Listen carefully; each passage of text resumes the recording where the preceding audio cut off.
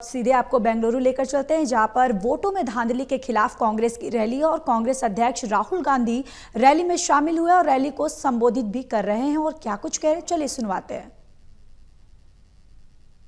ಇವತ್ತು ಅದರ ಪರಿಣಾಮ ಏನಾಗಿದೆ?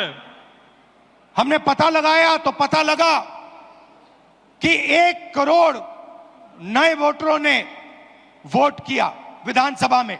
ಇವತ್ತು ನಾವು ಆ ಫಲಿತಾಂಶದಲ್ಲಿ ಪತ್ತೆ ಹಚ್ಚಿದ್ದೇನಂತಂದ್ರೆ ವಿಧಾನಸಭೆಯ ಚುನಾವಣೆಯಲ್ಲಿ ಹೊಸದಾಗಿ 1 ಕೋಟಿ ಜನ मतदान ಮಾಡಿದ್ದಾರೆ ಅಂತ ಹೇಳಿ।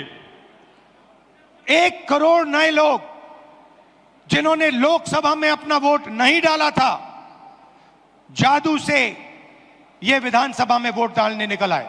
1 ಕೋಟಿ ಜನ ಲೋಕಸಭೆಯ ಚುನಾವಣೆಯಲ್ಲಿ ಯಾರು ಮತ ಹಾಕಿರಲಿಲ್ವೋ ಆ ಜನ 1 ಕೋಟಿ ಜನ ಹೊಸದಾಗಿ ಮಹಾರಾಷ್ಟ್ರದಲ್ಲಿ ನಡೆದಂತ ವಿಧಾನ ಪರಿಷತ್ತಿನ ಚುನಾವಣೆಯಲ್ಲಿ मतदान ಮಾಡಿರತಕ್ಕಂತದ್ದನ್ನ ನಾವು ಗಮನಿಸಿದ್ದೇವೆ। और जहां भी ये नए वोटर आए वहां पर बीजेपी चुनाव जीती।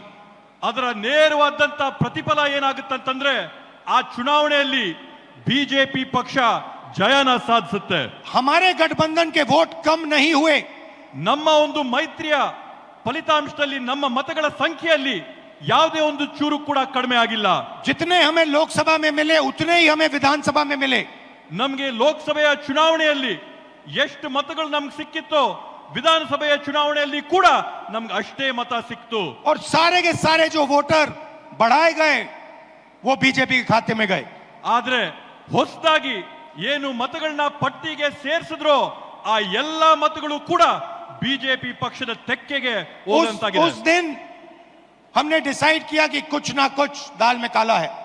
ಆವತ್ತು ನಾವು ತೀರ್ಮಾನ ಮಾಡಿದ್ವಿ ಈ ಒಂದು ಚುನಾವಣೆಯ ಪ್ರಕ್ರಿಯೆಯಲ್ಲಿ ಏನೋ ಒಂದು ಸಂದೇಹಾಸ್ಪದವಾದಂತ ವಿಷಯ ಇದೆ ಅಂತ ಹೇಳಿ। कर्नाटक में हमारी जो सर्वेस थी, हमारी जो पोलिंग थी, हमें 16, 15 या 16 सीट दे रही थी।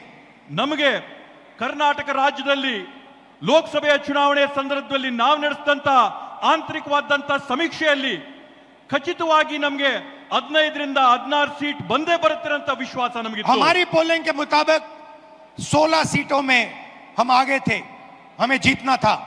ನಮ್ಮ ಒಂದು ಆಂತರಿಕ ಸಮೀಕ್ಷೆ ಸ್ಪಷ್ಟವಾಗಿ ನಮ್ಗೆ ಹೇಳ್ತು ಕರ್ನಾಟಕ ರಾಜ್ಯದಲ್ಲಿ 16 ಲೋಕಸಭೆ ಸೀಟ್ಗಳನ್ನ ನಾವು ಗೆಲ್ಲೇಬೇಕಂತ ಹೇಳಿ। और हम जीते 9 में। ಆದ್ರೆ ನಮಗೆ ಫಲಿತಾಂಶ ಸಿಕ್ಕಿದಾಗ 9 ಗೆಲುವಾಗಿದ್ದು। तो हमने सवाल पूछने शुरू किए। ಆಗ ನಾವು ಪ್ರಶ್ನೆ ಮಾಡಕ್ಕೆ ಪ್ರಾರಂಭ ಮಾಡಿದ್ವಿ, क्या सचमुच हम ये सीटें हारे थे? ನಾವು ಎಲ್ಲ ಈ ರೀತಿಯಾದಂತ ಚುನಾವಣೆಗಳು ಈ ಕಾರಣದಿಂದಾನೇ ನಾವು ಸೋತಿದ್ದ। चुनाव आयोग से हम वोटर लिस्ट मांगते थे, electronic soft copy voter list की मांगते थे, वो मना कर देते। ನಾವು ಚುನಾವಣೆ ಆಯೋಗದಲ್ಲಿ ಮನವಿ ಮಾಡ್ತಾ ಇದ್ವಿ, ನಮ್ಗೆ ಡಿಜಿಟಲ್ ಕಾಪಿ ಕೊಡ್ರಿ ನಮ್ಮ ಮತದಾರರ ಪಟ್ಟಿ ಅಂತ ಹೇಳಿ ಮನವಿ ಮಾಡಿದಂತ ಸಂದರ್ಭದಲ್ಲಿ ಯಾವಾಗ್ಲೂ ಕೂಡ ಚುನಾವಣೆ ಆಯೋಗ ಆ ಮನವಿನ ನಿರಾಕಾರ ಮಾಡ್ತಾ ಇತ್ತು। वीडियोग्राफी मांगी, उन्होंने नहीं दी और फिर कानून बदल दिया। ಅಂಕಿಯ ಮತದಾರರ ಪಟ್ಟಿನ ನಾವು ಮನವಿ ಮಾಡಿದ್ರೆ ಅದನ್ನ ನಿರಾಕಾರ ಮಾಡಿ ಅದನ್ನ ಬದಲಾಯಿಸಿಬಿಟ್ಟಿದ್ದಾರೆ। और फिर कहा कि 45 दिन के अंदर 45 दिन के बाद वीडियोग्राफी को रद्द खत्म कर देना चाहिए, डिस्ट्रॉय कर देना चाहिए। ಅದ್ರ ಜೊತೆಗೆ ಹೊಸ ಆದೇಶನ ಹೊರಡಿಸಿ ಚುನಾವಣಾ ಮತಗಟ್ಟೆಗಳಲ್ಲಿ ರೆಕಾರ್ಡಿಂಗ್ ಆದಂತ ವಿಡಿಯೋನ 45 ದಿನದ ಒಳಗಡೆ ಹಳಸಂತ ಕುತಂತ್ರನ ಮಾಡಿದ್ದಾರೆ। तो एक लोकसभा में हमने अपनी एनालिसिस शुरू की। ಆದ್ರಿಂದ ನಾವು ಒಂದು ಲೋಕಸಭಾ ಕ್ಷೇತ್ರದಿಂದ